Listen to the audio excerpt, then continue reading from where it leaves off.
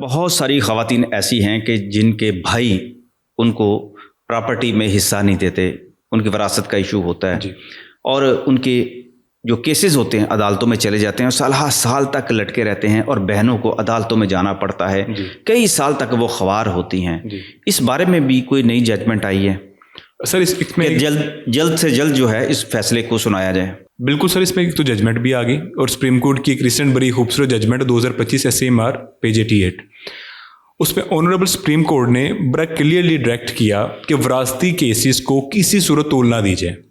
ये जो सालों साल केस चलाया जाता है, ये जो इस जजमेंट में वाक़या वो ये था कि एक भाई जिसके खिलाफ फैसला होता है वो उस पर अपील में जाता करते करते ऊपर सुप्रीम कोर्ट तक चला जाता है। ऑनरेबल सुप्रीम कोर्ट ने उसको केस को डिसमिस किया, उसके साथ उसको 5 लाख रुपए जुर्माना किया।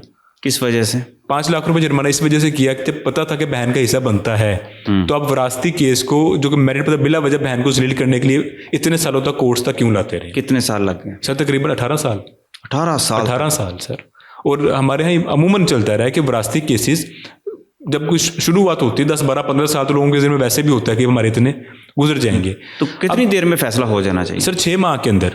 CPC में तो अमेंडमेंट के बाद बड़ा क्लियर है कि आप जितने भी सिविल सूट्स हैं इनको विद इन 6 मंथ क्लोज करेंगे, माँ सवाई ये कि मखसूस हालात के अंदर एक्सेप्शन देने पड़ेंगे। ऐसा तो बहुत कम ऐसा होता नहीं सर। जो एक्सेप्शन की आड़ में हम लोग बिला वजह फ़ायदा उठाते हैं ना। कौन फ़ायदा उठाता है?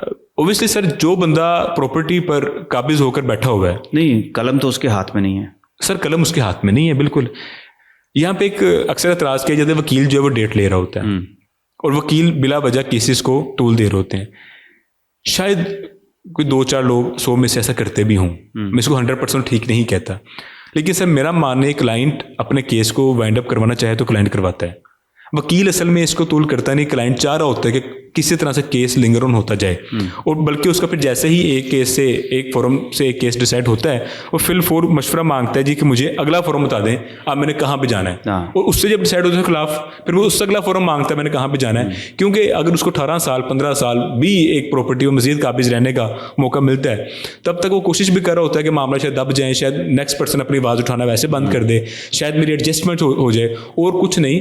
तो आमतौर पर जो मोस्टली केसेस में भाई ज़मीनों पर काबिज होते हैं, मकानों पर काबिज होते हैं वरासती, क्योंकि उनको रेंट आ रहा होता है। मोस्टली केसेस में ऐसे जो केसेस में उनको होता है कि कम से कम रेंट चलता रहेगा, मेरा एक सोर्स चल रहा है, मैं तब तक उसको चलाता रहूँगा। और आप ये एक प्रैक्टिकल एक फैक्ट आपको देखना पड़ेगा कि हमारे यहाँ जितनी अमाउंट्स बहनों को वरासती जायदाद की मद में दी जाती है, लाइक एक वालिद की डेथ होती है 2005 में, प्रॉपर्टी जाकर उसको मिल रही है 2025 में, और प्रॉपर्टी की जितनी अमाउंट उसको दी जा रही होती है उससे 3 गुना ज़्यादा भाई उसका रेंट ले चुके होते हैं। तो भाई हर एतबार से फ़ायदे में ही रहता है, वो नुकसान में नहीं होता। बहुत कम है, मैंने देखे भी कुछ है भी अल्लाह वाले ऐसे जो बड़ा टाइमली वारिस की डेथ के बाद पूरे तौर पर वरासत जायदाद तो अच्छा, फिर जो आसरा फरीक है जी, बहनें हैं जी, उन्हें दूसरा जो फोरम है उसका इंतखाब करना चाहिए। और एक आपको पहले लाइक अगर सिविल कोर्ट में चले तो डिस्ट्रिक्ट एंड सेशन जज भी अथॉरिटी है, उसके बाद आपके पास हाई कोर्ट भी अथॉरिटी है। आपको डायरेक्शन के लिए भी मूव करना चाहिए और हायर कोर्ट्स की डायरेक्शंस लेकर आनी चाहिए और कोशिश करनी चाहिए ताकि आपका केस लगा हुआ है और आपको उम्मीद है कि ये लटक रहा है तो 6 महीने के बाद आप डायरेक्शन के लिए मूव कर से और करना चाहिए, जिसमें आमतौर पे मैंने देखा है कि वरासती केसेस में खासतौर पे अक्सर हायर कोर्ट्स की डायरेक्शन आ जाती है कि आप इसको विद इन 90 डेज या डे टू डे प्रोसीडिंग्स के तहत इसको एज सुन एज पॉसिबल इसको क्लोज करें। और केस में और केस की स्पीड में नो डाउट के काफ़ी हद तक फर्क पड़ भी जाता है।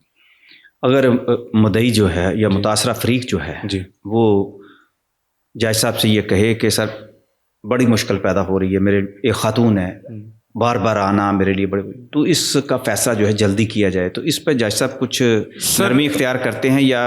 वरासती केसेस के बारे में एक फैक्ट हमें एक्सेप्ट करना पड़ेगा, मैं इस पर कर चुका हूँ। सिविल कोर्ट्स का, लोअर कोर्ट्स का बिहेवियर सच एज एप्रिशिएटिंग नहीं है अभी तक, और सिविल कोर्ट्स इंतकाल तोड़ते हुए इवन सेशन कोर्ट्स तक, सेशंस को या डिस्ट्रिक्ट कोर्ट तक भी इंतकाल तोड़ते हुए मैंने अक्सर देखा कि एक दफ़ा ये तकलीफ से गुजरते हैं और थोड़ी मुश्किल होती है। इसमें जो मोस्टली आपको रिलीफ मिलने का चांस होता है वो हाई कोर्ट पे या कम से कम हाई कोर्ट पे या सुप्रीम कोर्ट पे जाके होता है, लेकिन हाई कोर्ट में भी अमूमन मिल जाता है। और हायर कोर्ट्स इसमें 100% क्लियर हैं और वो उनके डायरेक्शंस भी हैं और वो कोशिश भी कर रही हैं कि वरासती केसेस जितने भी हैं वरासत जायदाद से मुतल्लिक उनको as soon as possible close भी किया जाए और डिसाइड भी किया जाए। और मोस्टली, तमाम में नहीं मैं कह सकता, मोस्टली केसेस में बहन जो होती है अपने हक पे होती है, बहुत कम ऐसा मैंने देखा है, कोई शायद कोई 100 में एक चांस हो कि बहन अपनी प्रॉपर्टी लेकर भी बेईमान हो गई हो। अदरवाइज मोस्टली ऐसे केसेस में बहन अपने हक पर होती है और कोर्ट्स को पता होता है, लेकिन वो देखिए वो एक चाल होती है, उसी चाल में वो चल रहे होते हैं। बहुत बहुत शुक्रिया जनाब।